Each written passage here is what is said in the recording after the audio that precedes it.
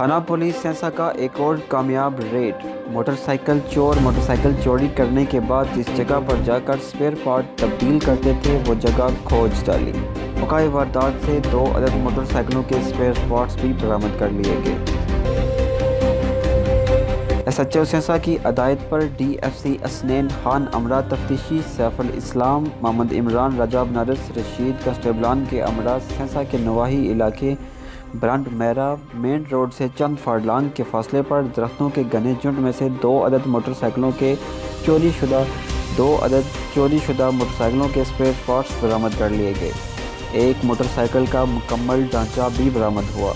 تاہم سامان سے یہ ظاہر ہوتا ہے کہ چور موٹر سائیکل چوری کرنے کے بعد اس جگہ پر آ کر اسے کھول کر سپئیر پارٹس فروخت کرتے تھے یا موٹر سائیکل کا حلیہ تبدیل کرتے تھے۔ موقع واردات سے یہ ظاہر ہوتا ہے کہ برامد شدہ 2 موٹر سائیکلوں کے سپئیر پارٹس کو یہاں پڑے ہوئے زیادہ عرصہ نہیں گزرا۔ تاہم پولیس کی جانب سے اس پر مزید تفتیش جاری ہے اور سنسنی خیز انکشافات بھی متوقع ہیں۔